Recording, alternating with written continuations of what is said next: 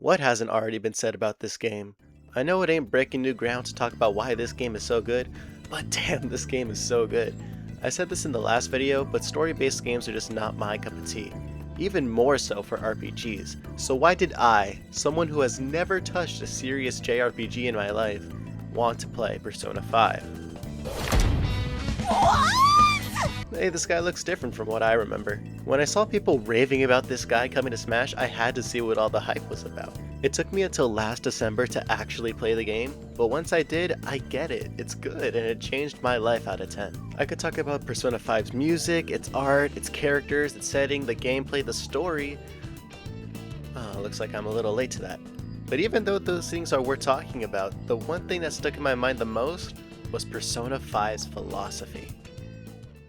What does that even mean? Philosophy, in the way I'm using it in this video, is the exploration of concepts, ethics, and reality. I'm not going to act like I'm the modern day Rene Descartes, but this game has some pretty cool ideas to talk about, those being rebellion and time management. Let's begin with rebellion.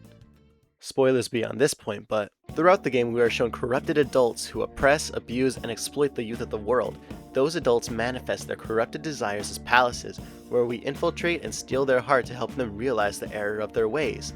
By rebelling against these adults, stealing their hearts, improving the world as a whole, people ask, is it okay for the Phantom Thieves to do this? Well, all the members of the Phantom Thieves have been done wrong in the society they live in because of these corrupted adults. Let's take my favorite boy, Ryuji Sakamoto. Ryuji was an athlete who was blamed for getting the track team disbanded and got their leg injured by their disgusting coach Kamoshida. And before he met Joker, he was living low, viewed as a delinquent and hated by his former teammates. And that's how Ryuji viewed himself. It was only until he was shown that he could rebel against the world that failed him that he was able to move on and live as himself, for himself.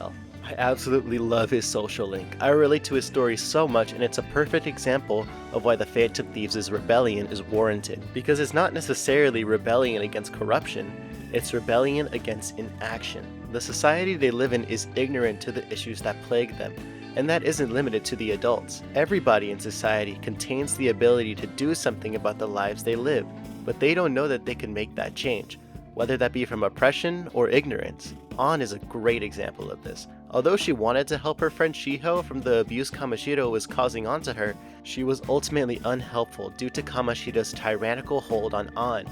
Once An became a Phantom Thief, she learns that she could have done so much more for Shiho. She's incredibly hard on herself for that, but rectifies it by changing Kamoshida's heart with the Phantom Thieves, and realizes that she does have the power to change the life she lives. Unfortunately, the rest of society follows their own societal expectations that keep them under that corruption.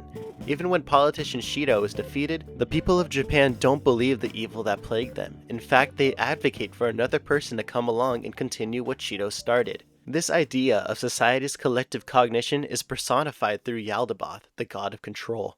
Born from society's cognition, Yaldabaoth saw the corruption of humanity and decided it should be met with ruin, changing society's cognition to ensure that outcome. But Joker and the Phantom Thieves defeat this god of control, using the rebellion of all society to do it. Dang, that was long, but all this to say that Persona 5's idea of rebellion encapsulates exactly why we should act against corrupt forces. Not simply because they are corrupt, but because people should not have to live lives in a world that does not care about them. Everyone should have a place to belong, and for our cast, that was the Phantom Thieves. If you made it this far into the video, I think that deserves a like and a subscribe. Please, I just like seeing the number go up. If the number goes up, I'll make more videos to make more numbers go up. Subscribe.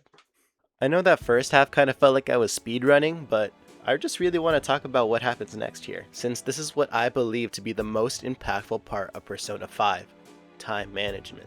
The most integral part of this game, at least in my opinion, is the limited time you are given to get through it. Boiled down, you are given 2 tasks that you can do in any given day, one in the day and one in the night. You could hang out with friends, level up a stat, go through mementos, or infiltrate a palace. And the order in which you get to do these activities greatly impact your playthrough, making every run unique in how you experience it. You can go into it with the knowledge on how to get the most optimal route, but I think that ruins the core essence of what this game is all about. You are constantly told throughout this game, through dialogue, in-game tips, and every time you see that loading screen, to take your time. The experience is what you make of it. It's up to you as to how to tackle this challenge, And that is what I believe is the most beautiful part of this game. I don't want to replay this game because there's no way to get the same feeling I did the first time around. It's probably the only time where I felt the most connected to a cast of characters, because I was the one choosing how much time to spend with them. I got to know Ryuji, An, Yusuke, Makoto, Sojiro, but I didn't organize my time well enough to learn more about Futaba, Haru, Iwai, and a lot of other characters.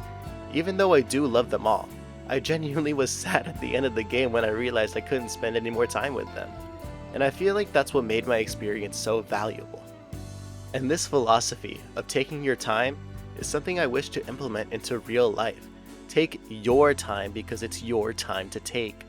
We all have a limited time to do anything in this life, but that shouldn't mean we should be afraid of the end. It means that our lives are valuable because of the time we put into it. It means that we should do everything we can that we find valuable, because then you could be fulfilled. This section may be shorter than the previous, but it is what impacted me the most, and it's what I think that'll stick with me long after I played this game. Persona 5 is truly a one-of-a-kind experience, and there are so many other great videos covering all the aspects of this game that you should check out. They go way further in depth than I could ever do, and if you need more ways to appreciate this game, then those will give you a reason. In short, these two fundamental aspects of Persona 5 is what made me love it as opposed to other RPGs. These ideas are explored within its story, but it also implements itself into every facet of this game, making Persona 5 truly an unforgettable title. Oh my god, this voiceover is finally over. Please like and subscribe for more videos. The last one performed so well, and I'm so grateful for everyone that supports me. All I want to do is put my thoughts out on such a beloved hobby of mine, and the fact that people enjoy that makes me want to do more. So if you thought this project was good, share it, comment, show me other games that I should play and review. Oh, and subscribe. Thanks for watching.